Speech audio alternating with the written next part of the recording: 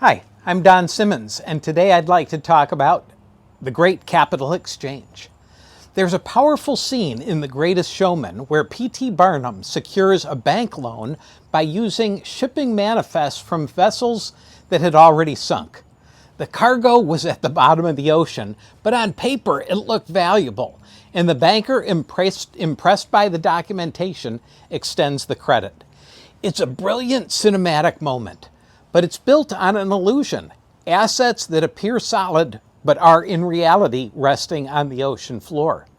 That's the opposite of what happened at the cross on Good Friday. Scripture says in 2 Corinthians, God made him who had no sin to be sin for us, so that in him we might become the righteousness of God. You see, on Good Friday there was no illusion, no inflated collateral, no paper strength masking hidden losses. A perfect asset was exchanged for bankrupt liabilities. Sinless Christ exchanged for sin-filled bankrupt humans. Christ didn't leverage sunken cargo. He absorbed actual loss. He took our mortal insolvency, our pride, greed, fear, self-righteousness, and in exchange credited us with his righteousness. Credited. That's an accounting term. It means something of infinite value was transferred into your account that you didn't earn. The righteousness of God is not moral improvement. It's right standing before a holy God. It's full acceptance, secured by Christ's perfection.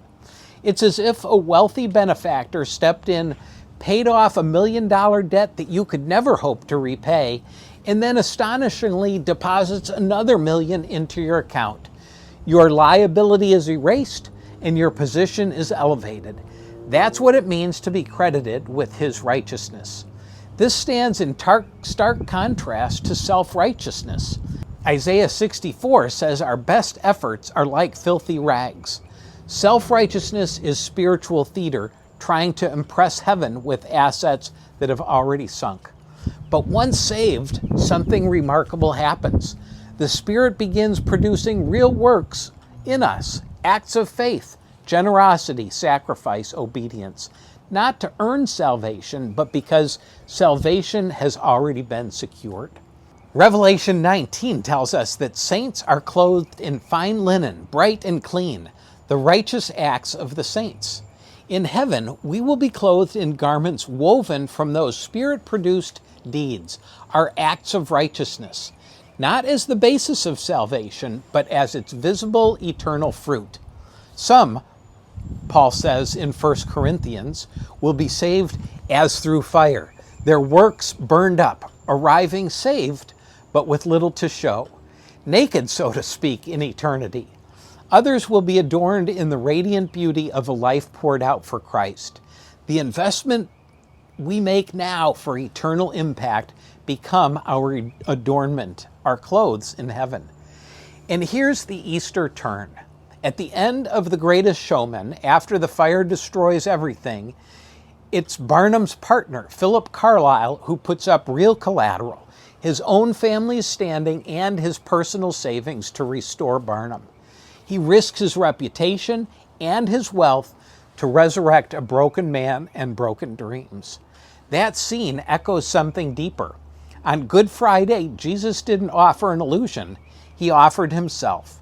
On Easter morning, the resurrection declared the transaction was cleared.